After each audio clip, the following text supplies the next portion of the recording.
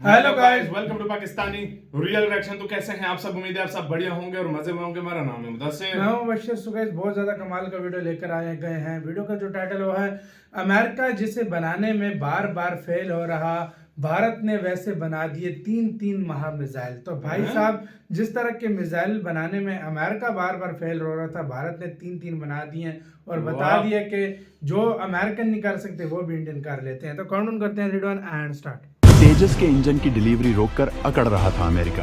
अपने fighter jet से दुनिया में धौंस जमाने में लगा था चीन। इधर अंदर ही अंदर भारत का डीआरडीओ बना रहा था सीक्रेट वेपन। अब पता चला तो चीन पाकिस्तान छोड़ो, अमेरिका में सन्नाटा। दोस्तों, आज से कुछ वक्त पहले भारत के दोस्त आर्मेनिया और पाकिस्तान के दोस्त अजरबैजान के बीच एक छोटा सा युद्ध हुआ था, जिसमें तकनीक का ऐसा टहलका देखने को मिला था कि भारत की आंखें भी खुली की खुली रह गई थी। हुआ यूं था कि तुर्की और इजराइल ने अपने अनमैड एरियल व्हीकल यानी किलर मिलिट्री ड्रोन्स से अजरबैजान को पाट दिया। वहीं आर्मेनिया के साथ तब रूस खड़ा था, लेकिन रूस के टैंक और उसके बख्तरबंद व्हीकल देखते ही देखते राख में बदल गए जब अजरबैजान ने ड्रोन्स से हमला स्टार्ट किया। इसके बाद दुनिया ने यूक्रेन और रूस का युद्ध देखा, जिसमें नाटो सेनाओं की ओर से ड्रोन्स की ऐसी बरसात हुई कि रूस की हालात कई इलाकों में खराब हो गई। उस वक्त पुतिन को ईरान जैसे देश से ड्रोन खरीदने पड़े। मतलब जिस देश के पास 5वीं पीढ़ी के फाइटर जेट थे, परमाणु हथियार से लैस घातक मिसाइलें थी, भयंकर तोपखाना था, टैंक थे, लेकिन वो भी मानव रहित ड्रोन की फौज के आगे बेबस नजर आया। वो तो भारत, चीन, नॉर्थ कोरिया और ईरान ने रूस को अपने सपोर्ट के बल पर खड़ा रखा, वरना आज स्थिति बहुत अगल हो सकती थी। मतलब दोस्तों, इन दो युद्धों ने दुनिया को बता दिया कि अब मामला किलर ड्रोन्स का है। एलॉन मस्क भी स्वीकार कर चुका है कि अब फाइटर जेट नहीं बल्कि ड्रोन ही असली किंग साबित होंगे।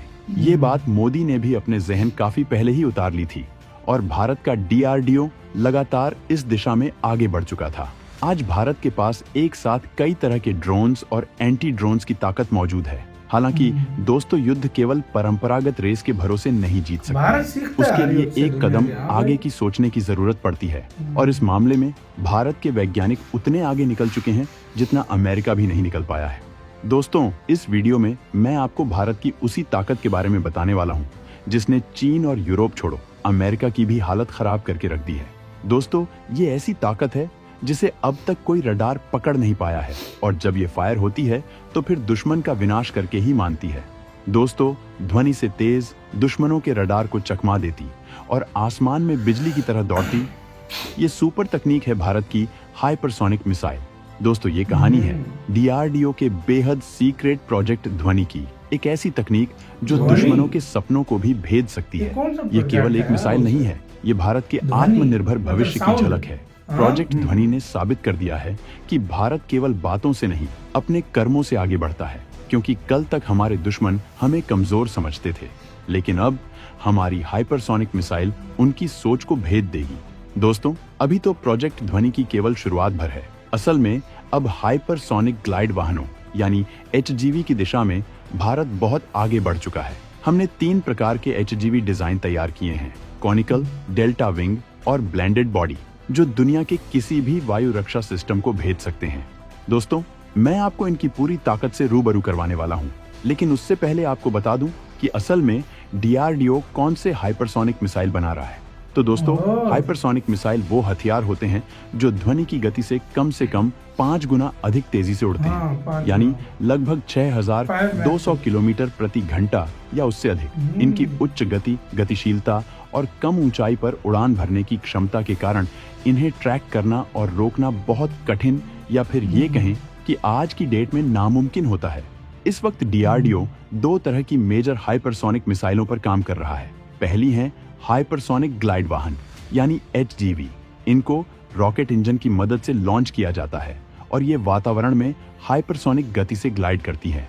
दूसरी है हाइपरसोनिक क्रूज मिसाइल। ये स्क्रैमजेट इंजनों से संचालित होती है, जो इन्हें उड़ान के दौरान उच्च गति बनाए रखने में सक्षम बनाते हैं। हमारे पास जो ब्रह्मोस 2 मिसाइल है वो इसी तरह की मिसाइल है। दोस्तों, अब आप बस ये मान लीजिए कि आज की डेट में हमारी ब्रह्मोस मिसाइल का दुनिया में कोई तोड़ नहीं है। तो सोचिए, इसका भी अगर बाप तैयार हो गया तो उसे रोकना या उसका तोड़ निकालना तो किसी सही के बात बुते है। में भी नहीं होगा। नामुमकिन हो एक बार जाएगा। गलती से या फिर कहें कि सोची समझी रणनीति के तहत ये पाकिस्तान की ओर फायर हो गई थी, तब पाकिस्तान को इसे ट्रैक तक नहीं कर पाया था। मतलब पाकिस्तान के पास जो चीन सही के बात है। डिफेंस सिस्टम थे वो इसे पकड़ तक नहीं पाए थे, और अब तो उससे कई गुना तेज रफ्तार वाली मिसाइल तैयार हो चुकी है।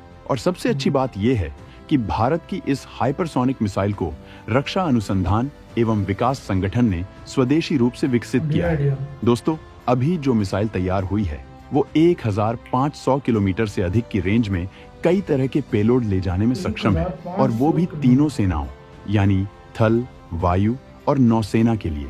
इसकी उच्च गति और पैंतरेबाजी क्षमता इसे दुश्मन के रडार और वायु रक्षा प्रणालियों से बचने में सक्षम बनाती है, जिससे यह एक गेम चेंजर साबित होती है। और हम रुके नहीं हैं। जिस काम में France, Germany, Australia, Japan, Iran और इजराइल जैसे देश अब भी बच्चे हैं, उसमें भारत तूफान मचा रहा है।